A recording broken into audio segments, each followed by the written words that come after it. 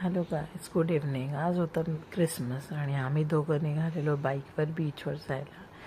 तशी एवढी अलिबागमध्ये गर्दी झाली, सगळी मुंबई अलिबागला आल्यासारखं वाटतंय. त्यातून पण आम्ही एका कोपऱ्यात जाऊन हे थोडेसे फोटोज क्लिक केले.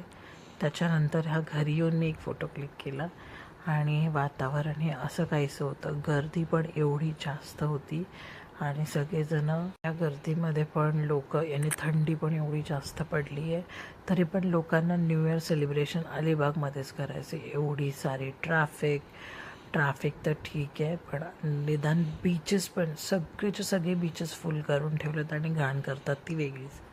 नंतर आम्ही अमायराला घेऊन गेलो जेवण करायला, कारण तिला चायनीज खायचं होतं. म्हणून आम्ही तिघंजणं, मी, धीरज आणि अमायरा असंच गेलो. धीराला घरीच ठेवलं होतं.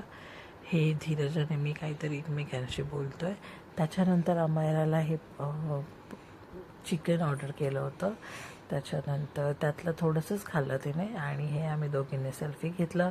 तिथून आम्ही गेलो फालुदा खायला. फालुदा खाऊन आलो घरी. हा आहे सेकंड डे मॉर्निंग, जेव्हा मी ह्या दोघी उठून माझ्यासोबत व्हिडिओ करत होत्या. आदूचं सकाळी उठल्या मूड खूप छान असतो. आज अमायराचाही मूड छान होता, त्याच्यामुळे दोघी माझ्या मांडीवर बसून खेळत होत्या. आदू आणि अमायराचीही मी अशी मस्ती करत त्यांच्यासोबत व्हिडिओ करत होते आणि आदूला म्हणत होते की मी तुझी मम्मी नाही आहे, तर तिला त्याच्यावरती चिड येत होती. एक होतं पार्सल जे मला पॅक करायचं होतं. एक काकू आहेत, त्यांच्या मुलीचा लग्नाची खरेदी त्यांनी आपल्याकडून केली आहे. हा माझा छोटासा बिझनेस आहे, तो मी घरातूनच करते आहे सध्या तरी. आणि ह्यांचं शॉप होतं, पण ते सध्या मी बंद ठेवलं आहे, तर मी हा घरातून बिझनेस करते. तर ही त्यांची ऑर्डर संध्याकाळी मला पॅक करून द्यायची होती आणि त्या माझ्या फ्रेंड पण आहेत आणि प्लस म्हणजे झाल्यात ओळखीने आता.